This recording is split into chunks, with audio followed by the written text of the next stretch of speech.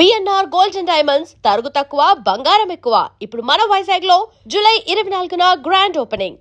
ఈయనతో చంద్రబాబు గారితో అంటే ఇక వెరీ ఫ్రెండ్లీ అండి, వెరీ ఫ్రెండ్లీ.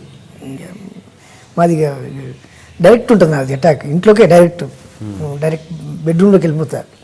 మిస్సెస్ తోటి కానీ పిల్లలతోటి కానీ వాళ్ళతోటి కానీ నాకు చాలా విపరీతమైన అనుబంధం. అంటే మీరు అక్కడ లైబ్రరీలో చేయడం వల్ల అక్కడ నుంచి స్టార్ట్ అవ్వడం వల్ల తెలుగుదేశంలో జాయిన్ అయ్యారా లేకపోతే అంతేనండి, దాంతో అనుబంధం. కేసీఆర్ గారు అప్పుడు రవాణా శాఖ మంత్రి చేసేవారు. వారు ఆయన ఎంత స్ట్రిక్ట్ అంటే కేసీఆర్ గారు అప్పుడే రవాణా శాఖ మంత్రి, కానీ స్కూటర్ మీద వచ్చేవాడు. పక్కన పోలీసులు, స్కూటర్ మీద వచ్చేవాడు ఆయన. కావాలని ఎట్లా జరుగుతుంది ఏం సంగతి అని చూడడానికి స్కూటర్ మీద వచ్చేవాడు అసెంబ్లీకి. అంత అంటే కారు ఉన్నా కూడా స్కూటర్ మీద వచ్చేవాడు. స్కూటర్ మీద వచ్చి చూసేవాడు అసలు ఎట్లా జరుగుతుంది ఏం సంగతి అని, పరిస్థితులు ఎట్లున్నాయి ఏం సంగతి అని. అప్పుడు బ్రహ్మాండమైన ఆ వారితో కూడా బాగా విపరీతమైన అనుబంధం ఉంది నాకు. వాళ్ళ ఫ్యామిలీతో కూడా మంచి అనుబంధం ఉంది. అంటే ఇప్పుడు ఏంటి అంటే ఇక్కడ అంతా టీఆర్ఎస్ హవా నడుస్తుందని టీఆర్ఎస్లోకి జంప్ అయ్యారా? ఇప్పుడు మీరు జంప్ అవ్వలేదు, దేంట్లోకి జంప్ అవ్వలేదు, దేంట్లో జాయిన్ కాలేదు. ఇంతవరకు నాకు తెలుగుదేశం సభ్యత్వం కూడా లేదు నాకు. బట్ అయినా టీఆర్ఎస్కి సపోర్ట్ ఎక్కువ. మీరు ఇప్పుడు టీఆర్ఎస్లో తిరుగుతున్నారు కదా? టీఆర్ఎస్లో తిరగట్లేదండి, ఏ దాంట్లో తిరగను. నన్ను ఎవరు పిలుస్తూ వాడి దగ్గరికి వెళ్ళి కనబడి వాడితో మాట్లాడి ఆ ప్రోగ్రామ్ అటెండ్ చేసి వస్తా. Okay okay. బట్ మీకు ఇప్పుడు స్వచ్ఛ భారత్ బ్రాండ్ అంబాసిడర్ అండి ఇక్కడ మీర్పేట్ కాపురా మొత్తానికి నేను. Okay okay. సత్సంబంధాలు ఉన్నాయి మాత్రం టీఆర్ఎస్ లీడర్స్ తోటే ఎక్కువగా ఉన్నాయి ఇప్పుడు. టీఆర్ఎస్ లీడర్స్ తోటి ఉన్నాయి, తెలుగుదేశం లీడర్స్ తోటి ఉన్నాయి, దానం నాగేంద్ర తోటి ఉంది, ఉత్తమ్ కుమార్ రెడ్డి గారితో ఉంది, అందరితో ఉన్నాయండి. నారాయణ గారు మంత్రి గారు, నారాయణ గారు సిపిఎం నారాయణ గారితో ఉన్నాయి, అందరితో ఉన్నాయి. నేను ఒక డప్పు కొట్టేటోను సార్. మీ ప్రోగ్రామ్ అంటే మీకు వచ్చి డప్పు కొడతా, పలానా వాళ్ళ ప్రోగ్రామ్ ఉందంటే పలానా వాళ్ళకి వెళ్ళి డప్పు కొడతా, అంతవరకే. డబ్బులు ఇస్తే ఎక్కడైనా చేస్తారు అంతే, 100% అంతే, పక్కా. ఏ ప్రోగ్రామ్ అయినా చేస్తారు, ఏ ప్రోగ్రామ్ ఏం చేస్తా, ఏ పార్టీకి ఏం చేస్తా, ఎవరికైనా చేస్తా. పార్టీ అని కాదు, ఎలాంటి ప్రోగ్రామ్ అయినా, ఎలాంటి డబ్బులు ఇస్తే దేనికైనా సపోర్ట్ చేస్తా. బూతులు ఏందైతే చేస్తా. నేను డిస్కోథెక్లకు వెళ్ళను, పబ్లకు వెళ్ళను, క్లబ్లకు వెళ్ళను, నాకు అలవాటు లేవు. మీరు ఇక్కడ ఎందుకు మీరు అటు film Nagar side Jubilee side ఎందుకు ఇల్లు కట్టుకోలేదు? ఇష్టం లేకనా లేకపోతే ఇక్కడ నా దుకాణం అక్కడ సార్. పొద్దున్నే ఇక్కడ లేస్తా, అక్కడికి పోయి షటర్ తీస్తా, షటర్ తీసిన తర్వాత సినిమా దుకాణం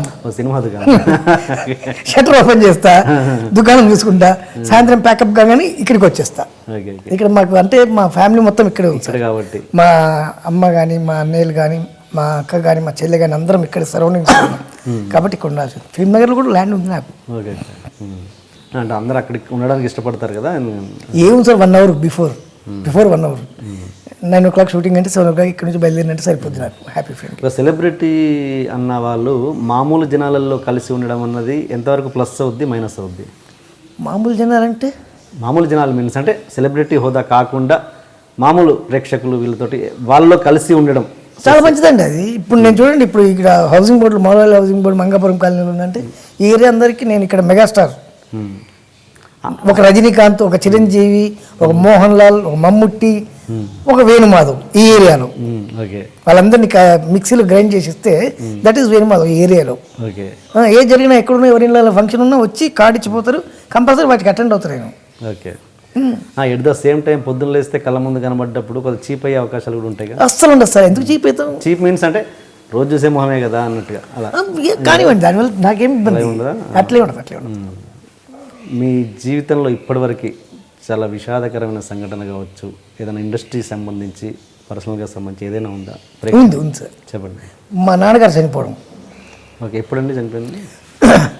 16 years అవుతుంది సార్. మాట్లాడుతూ మామూలుగా ఉన్న వినయ్ షూటింగ్లో ఉన్న నేను గండిపేటలో వివి వినాయక్ గారి షూటింగు, బాలేబాబు సినిమా. నాకు ఫోన్ వచ్చింది, నాన్నకు బాగాలేదు అని. సరే బాగాలేదు కదా అనుకుని తర్వాత కేర్ హాస్పిటల్ తీసుకెళ్ళారు. కేర్ హాస్పిటల్ తీసుకెళ్ళిన తర్వాత హార్ట్ స్ట్రోక్ వచ్చిందని చెప్పారు. నాకు ఇక్కడ టెన్షన్, అక్కడ వాళ్ళకి చెప్పలేను. తర్వాత ఇక లాస్ట్కి వినయన్కి చెప్పిన, నాన్న ఇట్లుందంటే అయిపోతుంది విను, అయితే నీ షార్ట్స్ పెడతా కానీ నా షార్ట్లు పెట్టేసి నన్ను పంపించేశారు. నేను డైరెక్ట్ కేర్ హాస్పిటల్కి వెళ్ళాను. అక్కడ హార్ట్ స్ట్రోక్ అంటే మేజర్గా వచ్చింది, లాభం లేదన్నారు వాళ్ళు. కాక చూడండి సార్ అని చెప్తే బాలయ్య బాబు అప్పుడు నుండి కేర్ వాళ్ళకి ఫోన్ చేసి టేక్ కేర్ అండి, చాలా జాగ్రత్త చూసుకోండి అని బాలయ్య బాబు తెలిసింది విషయం. ఓకే. తర్వాత ఒక 2-3 daysకు ఆయన నాన్నగారు పోయారు. ఓకే. అదే మీకు అత్యంత అంతే ఇంకా అలా కాకుండా మీ మనసును ఇండస్ట్రీ పరంగా ఎన్నో రకాల అవమానాలు కావచ్చు, ఇబ్బందికరమైన విషయాలు ఏదో జరిగి ఉండొచ్చుగా. నేను ఎవరిని ఇబ్బంది పెట్టుంటే కానీ నన్ను ఎవరు ఇండస్ట్రీలో ఇబ్బంది పెట్టలేదు, లేదా? పెట్టలేడు. ఎట్లా, ఎందుకంత నమ్మకం? నేను నా మీద నాకు నమ్మకం అంతే. నేను ఎవరికి భయపడను, అస్సలు భయపడను. ఓకే. బట్ మీరు స్టేజ్ల మీద చాలా మంది హీరోలకి మస్కాలు కొడుతుంటారుగా. మస్కాలు అసలు కొట్టనండి, మస్కాలు కొట్టాల్సిన అవసరం నాకేం సార్. మస్కాలు అంటే ఆ బాడీ లాంగ్వేజ్ కాబట్టి అలా అంటే వాళ్ళు పెద్దవాళ్ళు కాబట్టి వాళ్ళని గౌరవించాల్సిన అవసరం ఉంది కాబట్టి గౌరవిస్తూ తప్పితే ఎవరికి పడితే ఆడికి ఉండదు. మీ ఫేవరెట్ హీరో ఎవరండి ఇప్పుడున్న స్టార్స్లలో? వేణుమాధవ్ అని మంచి హీరో వాడు. భూకైలాస్, ప్రేమ, హంగామా అలాంటి సినిమాలు చేసిండాడు. మంచి హీరో అన్నాడు. మరి ఇలా మాట్లాడితే మరి ఉన్న అవకాశాలు కూడా పోయే అవకాశం ఉందిగా. వద్దు సార్, అవసరం లేదు. నేను ఇప్పుడు కడుపు నిండు ఉన్నా, భోజనం చేసి ఉన్నా, మళ్ళీ మీరు ఇంకో భోజనం తీసుకొచ్చి బిర్యానీ తీసుకొచ్చినా కూడా తినలేను నేను.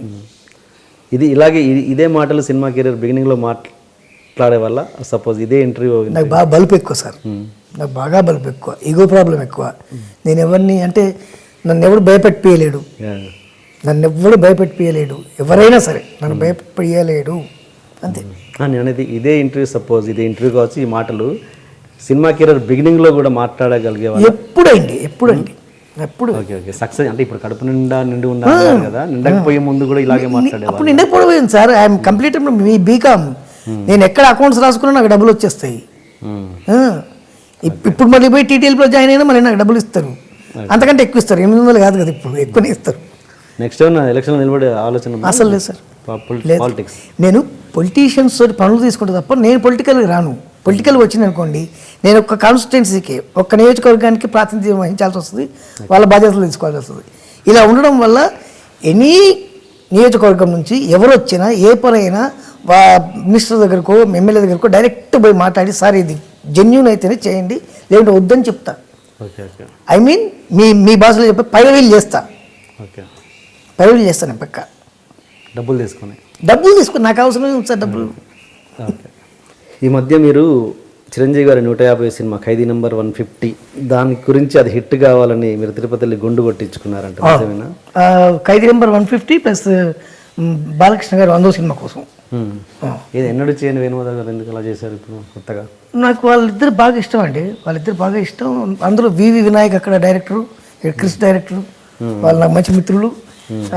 బాలయ్య బాబు తోటి అంటే ఎన్ రామారావు గారితో ఉన్నటువంటి అనుబంధం, అలాగే చిరంజీవి గారితో నేను చేసినటువంటి సినిమాలు. వివి వినాయక్ అని నాకు అద్భుతమైన లైఫ్ ఇచ్చిండు దిల్ సినిమాతోటి. నా రేంజ్ పెరగడానికి వన్ ఆఫ్ ది కారకుడు వినయ్ అన్న, అలాగే రాజమౌళి గారు, వీళ్ళందరూ. కాబట్టి అన్ని సినిమాలు హిట్ కావాలని కోరుకుంటా ఖచ్చితంగా. అంతే గ్యాప్ వచ్చింది కాబట్టి మళ్ళీ లేదు మసిపూసి మారేడుగా చేయడం, లేకుంటే వాళ్ళకి బిస్కెట్ వేయడం లేదు. ఇంకొకటి మీకు విచిత్రమైన విషయం చెప్తా, చిరంజీవి గారు 150 సినిమాలు నేను లేను, బాలయ్య బాబు గారు 100 సినిమాలో లేరు కాబట్టి లేనన్న విషయం నాకు తెలుసు అండి, క్లియర్గా తెలుసు. ఎందుకంటే 150 సినిమాలో రామ్ చరణ్ దగ్గర నుంచి మొదలు పెడితే అల్లు అర్జున్ దగ్గర నుంచి మొదలు పెడితే ప్రతి ఒక్కరు చేయడానికి రెడీగా ఉన్నారు. అక్కడ చిన్న కామెడీ వేషమే కావచ్చు, బిట్టు వేషం కావచ్చు, బ్యాక్గ్రౌండ్ తిరిగే వేషమైనా కావచ్చు, రెడీగా ఉన్నారు. వాళ్ళందరూ రెడీగా ఉన్నారు. నాలాంటి ఉండడానికి రెడీగా ఉండడానికి కారణం ఏం లేదు, ప్రాబ్లం ఏం లేదు. నాకు రాకుండా నాకు సంతోషమే, వస్తే హ్యాపీ, రాకుంటే పర్లేదు, అదే.